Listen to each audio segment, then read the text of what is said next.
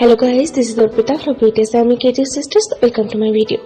তো তোমরা বুঝতেই পারছো যে আজ আমি কি বানাতে চলেছি মাটি দিয়ে।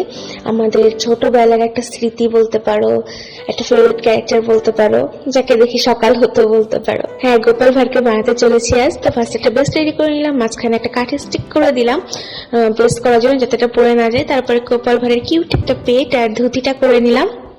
দেন গোপাল ভাঁড়ের ফেসটা করেছি। আমি তোমাদের ফেসটা অবশ্যই দেখাতাম, বাট আমার দুই হাতে মাটি লেগেছিল আর আমি একাই যেহেতু বাড়িতে ছিলাম আমি দেখাতে পারিনি। তারপর আমি একটা ব্রাশ দিয়ে এটাকে ক্লিন করে নিয়েছি ভালোভাবে। তারপর 3 দিন এটাকে রোদে শুকিয়ে একদম ভালোভাবে শুকিয়ে নিয়েছি। তারপর তবে সবাই জানো যে সাদা দিয়ে কোট করতে হয় প্রথমে, যাতে রঙগুলো ভালো হয়। তো সাদা দিয়ে ফার্স্টে কোট করে দিলাম।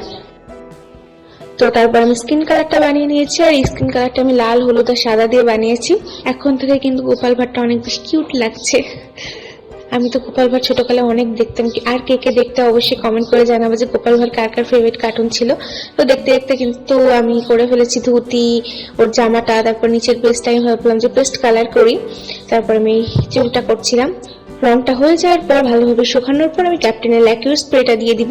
এই স্প্রেটা অবশ্যই খোলা জায়গায় ইউজ করতে হবে, আর ইউজ করার পর ভালোভাবে রোদে দিয়ে রাখতে হবে। তাহলে এমন একটা শাইনি একটা গ্লেজ আসবে, দেখতে এটা চেনামাটির মনে হবে। তোমরা দেখতেই পাচ্ছ কতটা গ্লেজ এসেছে। এই সাথে কিন্তু আমার কিউট গোপাল ভাঁড়টা রেডি। আমি তোমাদের সাথে এই এক্সপিরিয়েন্সটা শেয়ার করতে চেয়েছিলাম গোপাল ভাঁড় বানানোর, তো আমি শেয়ার করলাম।